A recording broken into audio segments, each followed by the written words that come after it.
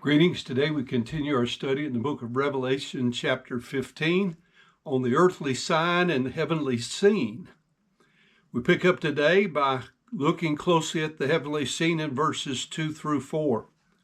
Literally, Revelation 15:2 says, "And I saw just as a glassy sea, having been mixed and remaining so with fire, and the ones overcoming or separating from the beast, and separating from the image of him, and separating from the number of his particular name, having stood and continuing to stand upon the glassy particular sea, having harps of the God." So let's consider the glassy sea in verse 2. After John is called up to heaven in Revelation 4:1, he begins to describe the theocentricity, I call it, in heaven. Eventually, he describes a glassy sea before the throne and a throng, a mass of people standing upon it, giving praise to God for his salvation to them.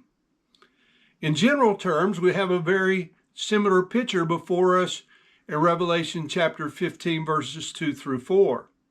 There are, however, some differences we should note. There it was just a glassy sea. Here it is a glassy sea having been mixed and remaining so with fire.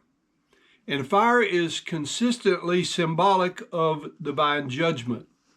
Then let's look at the throng upon the glassy sea. Surely we must ask, who is this throng upon the glassy sea? Well, we're not left to wonder.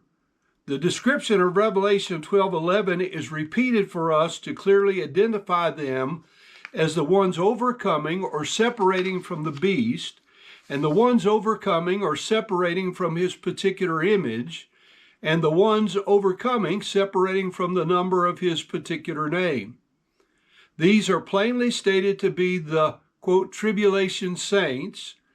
Look at Revelation 7:14. "And I said unto him, Sir, thou knowest. And he said unto me, These are they which came out of great tribulation, and have washed their robes, and made them white in the blood of the Lamb."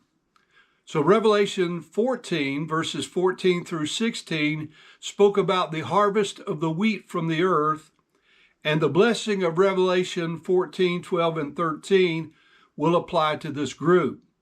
Now, as they are described having stood and continuing to stand upon the glassy sea, having the harps of God.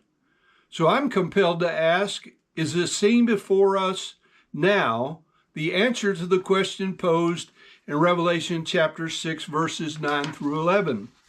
"And when he had opened the fifth seal, I saw under the altar the souls of them that were slain for the word of God and for the testimony which they held.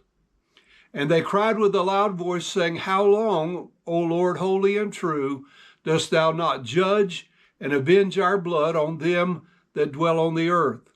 And white robes were given unto every one of them.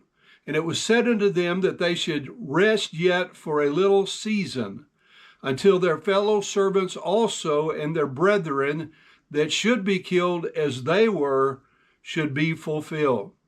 I believe that this just might be the answer to that question.